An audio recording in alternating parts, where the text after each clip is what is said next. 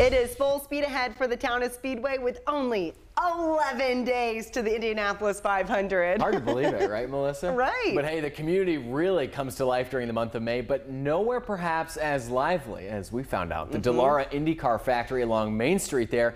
In this week's What's Driving Indy, we learned all about the business behind all the action. Coming to the checker. Marcus Ericsson wins the Indianapolis 500. We're in the town of Speedway at the Dallara IndyCar Factory, joined by Scott Jasek here, the man with a plan who's got the pedal to the floor, all things IndyCar.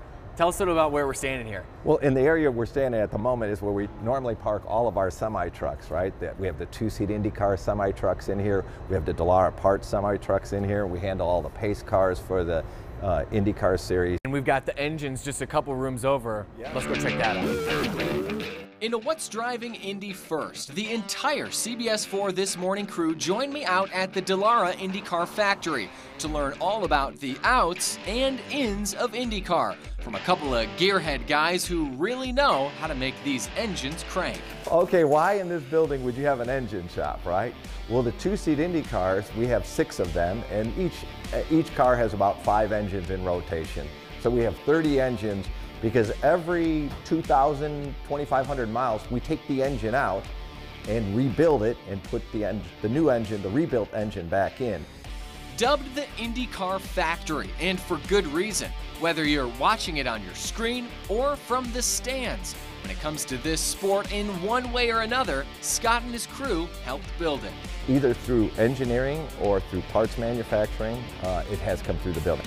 Their partner, Gianpaolo Dallara, the Italian race car manufacturer, occupies the other part of the building, and business is booming. And as you've seen, we also paint race cars, we build and rebuild engines, we build Indy cars on that side of the wall, and do everything related to racing. Scott and his team realized quickly that if you build it, racing enthusiasts will come, and the curious car buffs certainly have in droves. Pre-pandemic, they hosted around 200 events here each year. We're building back up. We're over 100 events this year. The month of May just becomes a blur to us. If that blur sounds like something you'd like to buy into, you can take one of these Hoosier Hot Wheels out for a spin on the circle in a 2-seat Indy car, just like this. But you've got to be quick. So we have about 10 dates that we sell to the public. The process is you go to our website, theindyRacingExperience.com. You can select the date that you'd like to take the ride, and you register. They do fill up pretty quick. Too quick even for us. While we may not have gotten to cruise the Indy cars out on the track, we did suit up for the next best thing. For What's Driving Indy, I'm Justin Kolar.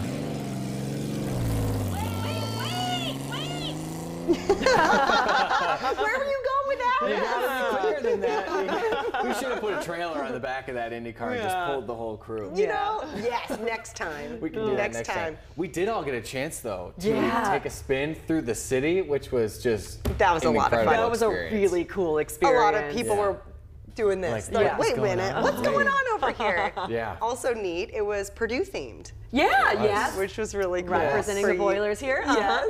And another, I was really nerding out. There's only 2 road legal or street legal Indy cars in the country, and we got to ride in one of them. And that was just so happened to be Purdue themed. So yeah, it was a good time. Great experience. Definitely go check them out if you can. Yeah. Right?